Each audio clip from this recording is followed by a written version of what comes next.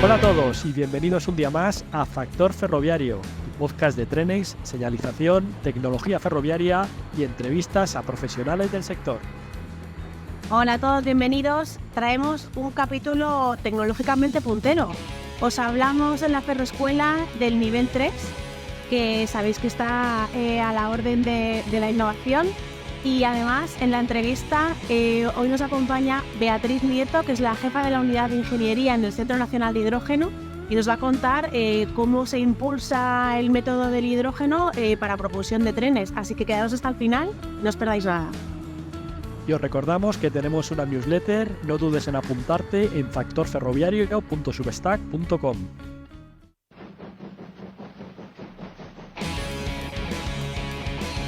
Marcha a la vista. Marcha a la vista para ponernos al día de todas las noticias que están pasando en el sector ferroviario junto con Mercedes. Hola Ángel, hola Laura. No sé si a vosotros os pasa, pero a mí como usuario del tren, yo muchas veces me pregunto a qué se deberá cuando no se siguen los horarios. Y por eso me ha parecido, entre otras cosas interesante, la siguiente noticia que hace referencia al impacto que tiene el vandalismo grafitero en la operación de los trenes. Y es que el vandalismo grafitero provoca retrasos y supresiones de trenes, que son circunstancias que obviamente afectan directamente a los usuarios. De hecho, el tener que retirar un tren por limpieza o por falta de visibilidad debido a pintadas obliga a menudo a suprimir determinadas frecuencias. Y además el servicio también se ve muchas veces afectado porque los grafiteros provocan frenadas de emergencia para pintar en mitad del trayecto y esto obliga a que sea necesario detener la circulación en ambos sentidos, lo que provoca acumulación de retrasos que puede en muchas ocasiones extenderse incluso a toda la red. Bien, pues el año pasado los trenes de Renfe fueron detenidos 15.000 horas de forma no prevista por limpieza de grafitis, debido a las casi 4.000 intrusiones de grafiteros denunciadas en las instalaciones de Renfe, a 10 diarias.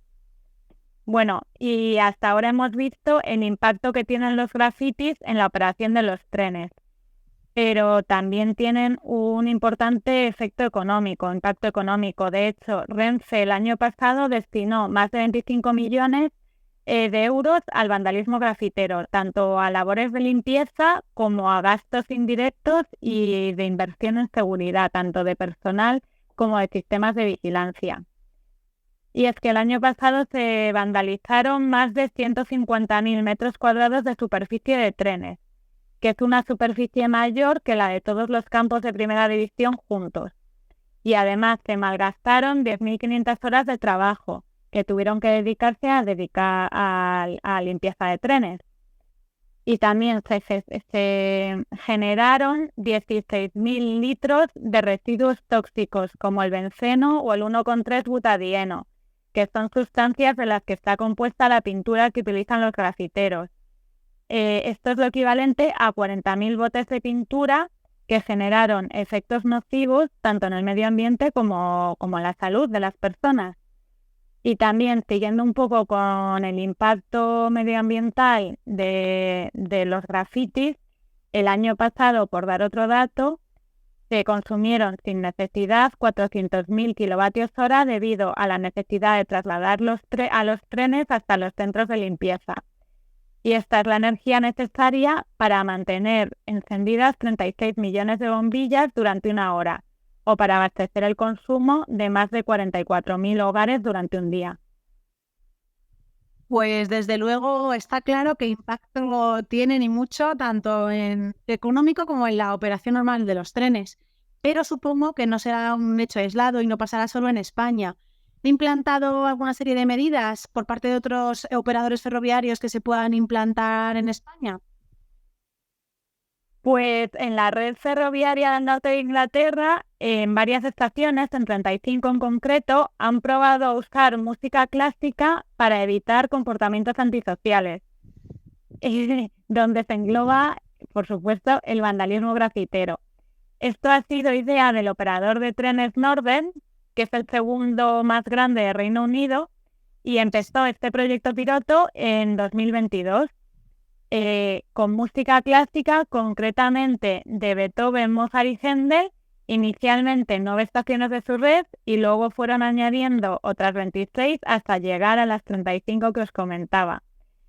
Los viajeros además pidieron que se continuara este programa de música clásica porque decían que se sentían más seguros.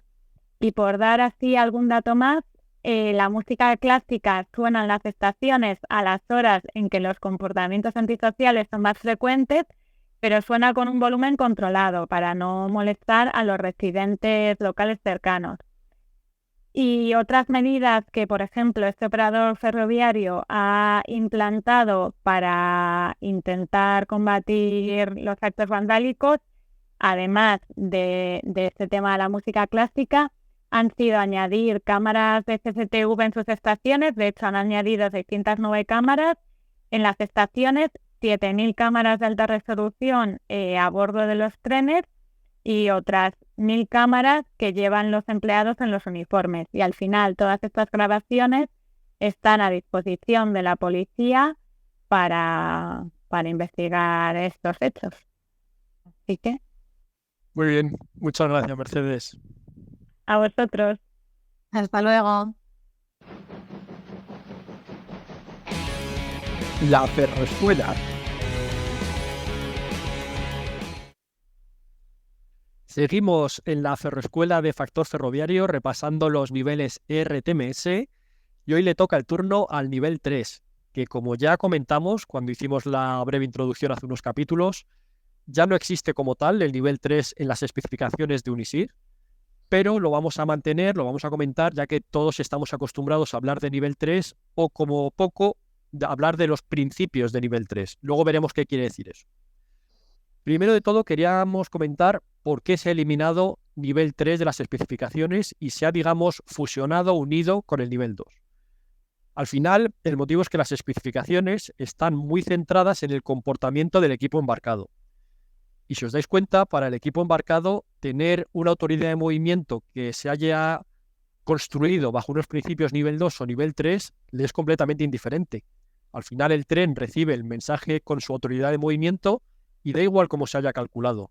El tren sabe que puede viajar hasta una distancia determinada o una velocidad determinada de manera segura.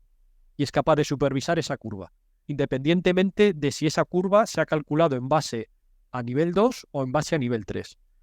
Por eso, como para el equipo embarcado que haya un nivel 3 o 2 era transparente, se ha decidido quitar nivel 3 y unificarlo con el nivel 2. Eso no quiere decir que desaparezcan los principios sobre los cuales se puede calcular autoridades de movimiento a lo que antes se conocía como nivel 3. Se siguen aplicando, solo que se envían como si fuera un MA de nivel 2. Un MA, una autoridad de movimiento de nivel 2. ¿Cuáles eran estos principios? Bueno, pues básicamente en el nivel 3 siempre hemos hablado de, primero, se podía eliminar toda la detección de vía, bien sea circuitos de vía o contadores de eje, pero a cambio el tren nos tiene que reportar su integridad. Como se ha definido ahora, es que reportar la integridad del tren es un parámetro optativo dentro del nivel 2. En el nivel 2 tradicional no era necesaria la integridad del tren, ya que se utilizaba la detección de vía. En el supuesto nivel 3 sí que es necesario conocer esa integridad del tren, ya que desaparece la detección de vía y necesitamos saber que el tren sigue íntegro, sigue entero. Porque sí que nos va a reportar su posición, igual que hacía nivel 2. Es decir, vamos a saber dónde está el tren. Lo que tenemos que saber, además, es que está entero. Que no se ha partido, que no se ha dividido, que no ha hecho un splitting. En base a esto, el cálculo del MA se hacía en base a los principios de Moving Block. ¿Esto qué quiere decir? Que no se tenía en cuenta las ocupaciones de los circuitos de vía, como es el caso del nivel 2 para calcular el MA, sino que se tiene en cuenta dónde está el culo del tren que precede el último momento que reportó que era íntegro. ¿Esto qué permite? Pues permite, aparte de obviamente eliminar la detección de vía, porque ya no es necesaria, también nos permite tener una mayor capacidad, aunque mucha gente podrá discutir si realmente es relevante esta diferencia respecto a un nivel 2 muy ajustado con unos circuitos de vía pequeños. y aumenta la capacidad. Bueno, pues como comentaba Ángel, el sistema RTMS nivel 3 o antiguo nivel 3 permite o siempre se ha basado en que desaparecía la detección de vía, no se utilizaba. Pero ha surgido un híbrido, por eso se llama también o tiene el nombre de hybrid. Y es que se ha definido un nuevo concepto, el sistema de detección híbrido, en el cual se utilizan los principios de nivel 3 en cuanto a que se intenta ir lo más próximo posible al culo del tren que lo precede, pero se sigue utilizando la detección de vía a la antigua usanza. Lo único que se hace es subdividir esos circuitos de vía o contadores de ejes que podemos maximizar para zonas en las que realmente no necesitamos una detección de manera muy ajustada, y podemos dividirlos de manera virtual en subdivisiones o divisiones virtuales, haciendo un uso parecido al que se hace de la infraestructura de vía en los sistemas de metro.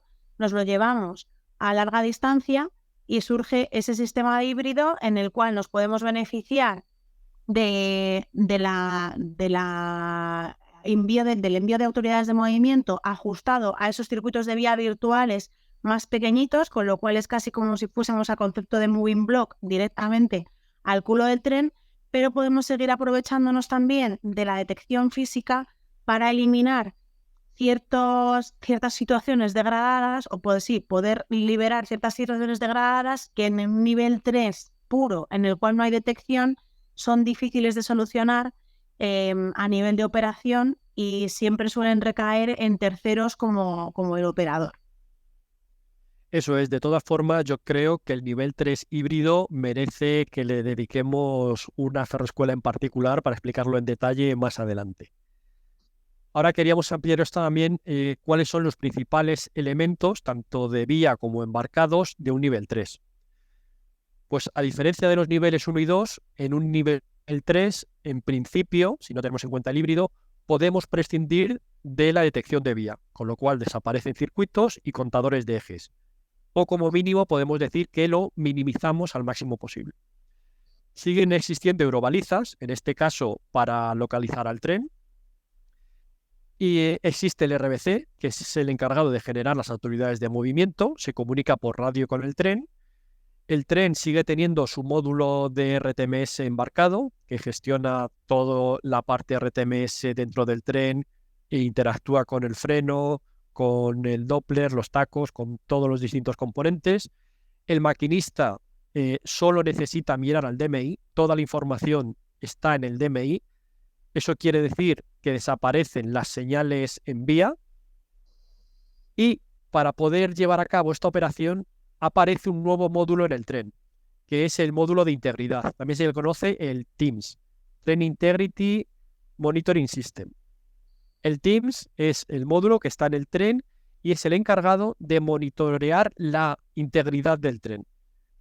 Esta información se la pasa al equipo embarcado, que reporta al RBC el estado de integridad. Y el estado de integridad puede ser que soy íntegro porque acabo de comprobar a través de este módulo TIMS que el tren es efectivamente íntegro, que soy íntegro porque el maquinista ha reconocido en el DMI que el tren está entero, que no tengo información de integridad, es decir, no me han actualizado, mi TIMS no ha actualizado el equipo embarcado el estado de la integridad, con lo cual no puedo decirte nada nuevo, o que he perdido integridad, es decir, el TIMS me está diciendo que acaba de detectar que el tren se ha roto y se ha perdido un vagón, por ejemplo. Obviamente, en base a toda esta información, habrá distintas reacciones siempre del lado de la seguridad en la vía. No sé si nos dejamos algo por añadir. Yo creo que ya lo que quede por añadir va a ser objeto de una nueva ferroescuela, y si tenéis curiosidad por algo en concreto, cómo funciona, por ejemplo, el TIMS o cualquier otra curiosidad sobre el nivel 3, por favor, decírnoslo en comentarios.